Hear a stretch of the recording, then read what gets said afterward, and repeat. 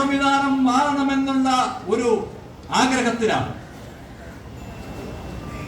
ഈ ഭരണ സംവിധാനം മാറി തിരുവനന്തപുരത്തെ സ്നേഹിക്കുകയും തിരുവനന്തപുരം എന്ന ഈ മഹാനഗരത്തിലെ കഴിഞ്ഞ കാലങ്ങൾക്കുണ്ടായിട്ടുള്ള പ്രസക്തിയും പ്രാധാന്യത്തോടുമുള്ള ഏറ്റവും നല്ല സ്വർഗനഗരമാക്കി മാറ്റണമെന്നുള്ള ലക്ഷ്യവും സ്വപ്നവുമാണ് തിരുവനന്തപുരത്തെ നഗരവാസികൾക്കുള്ളത്.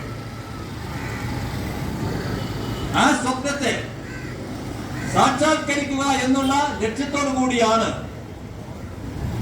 തിരുവനന്തപുരം നഗരസഭയിലെ കഴിഞ്ഞ 10 വർഷക്കാലമായി പ്രധാന പ്രതിപക്ഷത്തിന്റെ റോൾ കൈകാര്യം ചെയ്യുന്ന ഭാരതീയ ജനതാ പാർട്ടി ലക്ഷ്യമിടുന്നു. നമുക്കറിയാം, ഇത് ആരെ അട്ടിമറിക്കാനോ തകർക്കാനോ ഒന്നുമല്ല. ഇതിലൊരു രാഷ്ട്രീയം കാണേണ്ട കാര്യവുമില്ല. 35 കൗൺസിലർമാരെ കഴിഞ്ഞ 2015-ലും 2020-ലും തിരുവനന്തപുരത്ത് ജയിക്കുകയുണ്ടായി.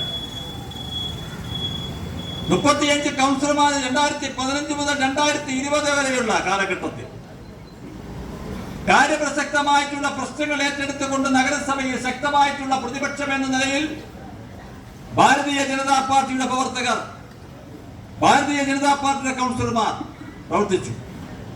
2020 മുതൽ 2025 അടുത്ത തെരഞ്ഞെടുപ്പിലേക്ക് നാം കടക്കുന്ന സമയത്തും ഏറ്റവും നല്ല പ്രതിപക്ഷം എന്നത് ശക്തമായ കൗൺസിലർമാർ, നമ്മുടെ പ്രിയങ്കരികളായിട്ടുള്ള കൗൺസിലർമാർ തിരുവനന്തപുരം നഗരസഭയിൽ നടത്തിയുള്ള സമര പോരാട്ടങ്ങൾ ഈ നഗരത്തിലെ ജനങ്ങൾ കണ്ടതാണ്.